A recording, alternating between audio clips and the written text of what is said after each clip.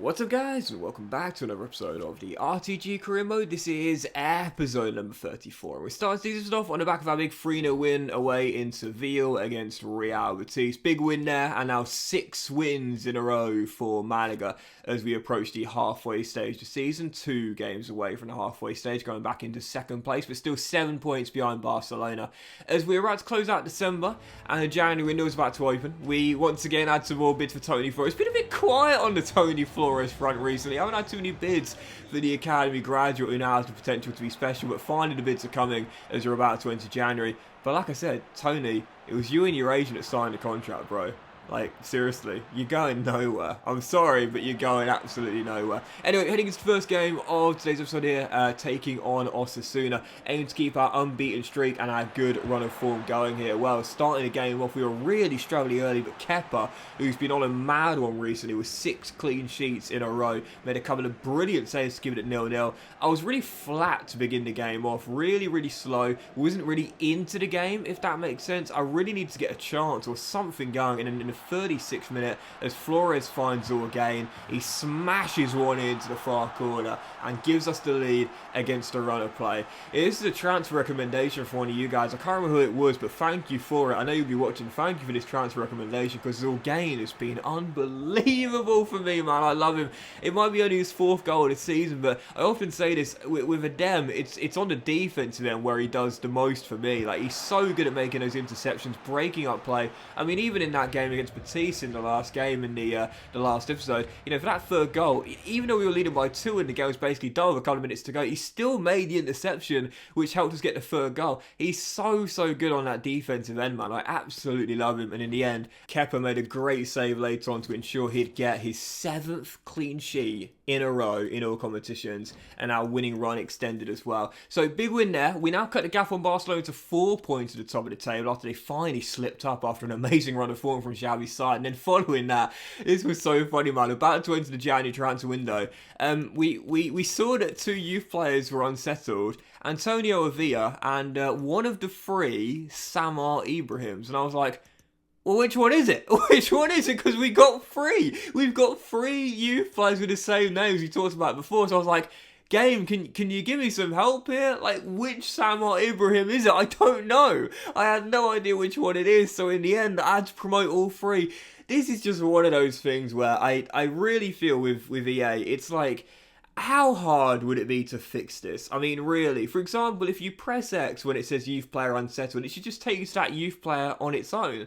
In this case, it doesn't, so we don't know who it is.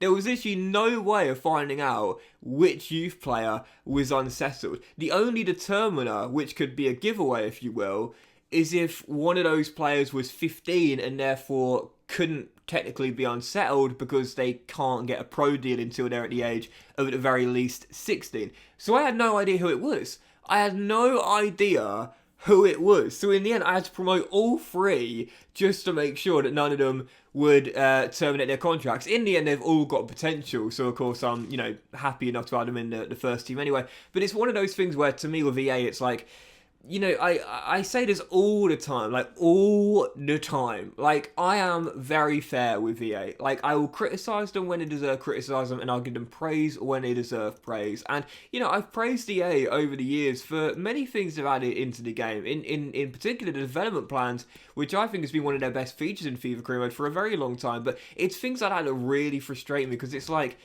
how hard would it be to fix that? Firstly, you know, we've got 3 players in the same age bracket with the same name.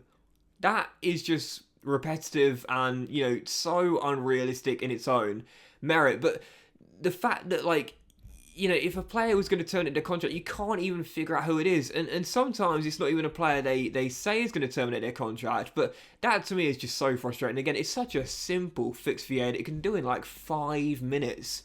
You know, when you press X and when you go into your youth squad on the player that says they're unsettled, why not just go straight to the player? Why not just go straight to the player? Why not just show me what Sammar Ibrahim it is that's unsettled? And that way I know which one of the three it is, so I can keep the other two in the academy and just promote the one player that is unsettled. Instead, we don't know. We've got no idea. And it's like, come on, EA. Simple little fix there that makes the game just a little bit better, you know? And it's so, so easy. Anyway, for the following game here, as we had a couple of players coming back from loan, Carmona comes back from MK Dons with the potential to be special. Well, the loan system has definitely improved, no doubt about that. And that's what we should give props to EA for, because for a long time, the loan system was completely broken. It can still be better, but it certainly has improved. But anyway, for the following game, we're away from home, taking on Villarreal, and oh, man! You can't have too much of a good thing in FIFA career mode. Yep, this reaction says it all. Kepa with 7 clean sheets in a row in all competitions. Could he keep it going in this game? Well, sadly not. 26 minutes in, Gerard Deulofeu having a great start to the season, gets his 10th of the season, but that's the easiest of the 10th. Kepa, that first touch, man, what was that? So frustrating. Trying to pass the ball back to him and play out from the back, and in the end, woeful first touch, led in the boots, and eventually Deulofeu converts with the open goal. So, yep, Kepa's clean sheet streak is over. It is 1-0. We know with Kepa, though, to be fair, great goalkeeper, but he does have a mistake in him there. We've seen it a couple of times this season. That one couldn't do much about it, but even so, Villarreal in front, Deulofeu with the goal, and the hosts have the lead. But to be fair to Kepa, he did make a couple of brilliant saves to keep it at 1-0. 36 minutes in, I was cracking up at this point and struggling to defend because Tony Flores went absolutely flying. How that wasn't a free kick, I don't know. But in the end, well, as Kepa makes a really good save here, I was kind of glad it wasn't given as a free kick. Because as the play continued, Kepa made a save and we went on the counter. Falai Sacco goes down the right-hand side. We know this guy's rapid, dinks it into the middle, and how composed was that from Zorgain. 4 goals for the season for the Algerian. Nice little flick through to Adama Traore, and it's Traore's 13th of the season from 2 yards out as he makes it 1-1. So 3 brilliant saves by Kepa there, kept it 1-0, and this is why I persist with Kepa, and this is why I don't mind if my goalkeeper makes a mistake every now and then. Why? Because, well, it's realistic. Goalkeepers aren't robots, they're humans, they will make mistakes from time to time, but also his shot-stopping ability is unbelievable, man. Like, seriously, 3 amazing saves there, kept it at 1-0. We found our leveller, but in the second half, I couldn't really blame him for that. What a strike from Rangers. Villarreal restored their lead and made it 2-1.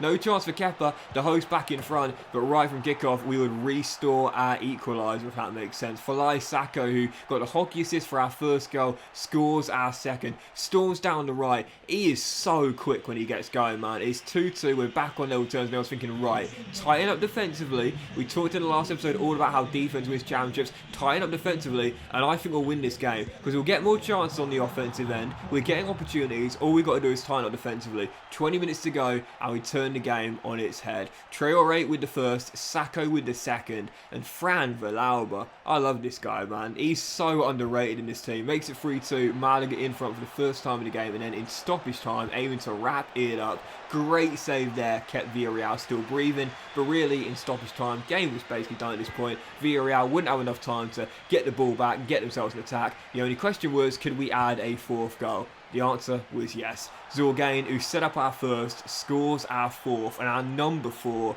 gets another. So good, like so good. And again, I want to say thank you to whoever it was that recommended me to him, because he has been such a great box-to-box player in this game. He's literally got everything. Jack of all trades. You know, I love those jack of all trades players.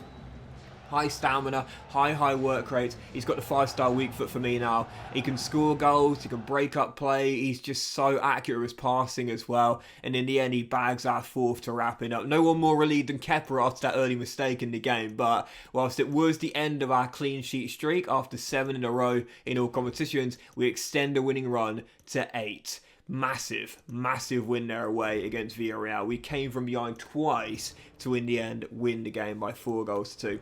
So, following that, we had some more bids for our players, both loan and transfer offers. We accepted a loan offer for Sammar Ibrahim. There's only 3 Sammar Ibrahims, and we'll see if that one goes through there. And for our final game of today's episode here, taking on RCD Mallorca away from home. Well, heading into the game, as we're now past the halfway stage of the season, the question is, can we keep this really good form going? Because if we can, we've definitely got a chance to keep pace with Barcelona for the remainder of the season. But it's going to rely on 2 things here.